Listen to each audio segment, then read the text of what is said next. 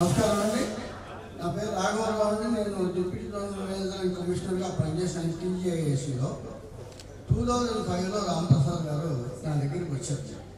నేను ఒక యూనివర్సిటీ పెట్టాలనుకుంటున్నానండి, నాకు ల్యాండ్ కావాలి. అప్పుడు రోజుల్లో ల్యాండ్ చాలా చీప్గా ఉంటుంది, చాలా ఎక్కువగా కూడా ఉంది. అప్పుడు ఆయనకు 1 ఎకరం ల్యాండ్ ఇచ్చారు ఆ యూనివర్సిటీ పెట్టుకున్నాను. అప్పుడు పరిచయం అయిన వ్యక్తి ఇప్పుడు వరకు కూడా ఆల్మోస్ట్ ఎవ్రీడే మాట్లాడతాడు. ఎవ్రీ డే 5 నిమిషాలైనా 10 నిమిషాలు మీతో మాట్లాడటం అలవాటు అయింది. మన ఒక రోజున చనిపోయిన రోజున 2 నుంచి 2:30 వరకు నా ఫోన్ ఉంది రికార్డ్ మాట్లాడాడు. అన్ని విషయాలు మాట్లాడాడు.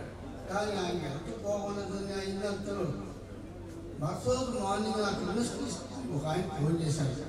ఏమండి పలానా ఆయన సంగతి మీకు తెలుసా అని. బాగా నేను మాట్లాడాను.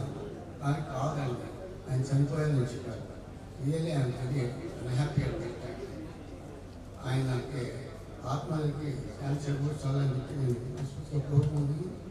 చాలా బాధాకరంగా ఉన్నాను. ఆయన అన్ని యాక్టివిటీస్లో కాపుదంగా కాదు, కానీ ఆయన అన్నింటిలో యాక్టివిటీగా ఉండేవాడు. ఆయన ఏదైనా ఓపెన్గా మాట్లాడడం అలవాటు ఇస్తున్నాను.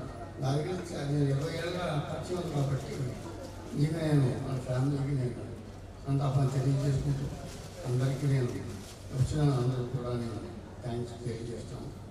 Sorry sir.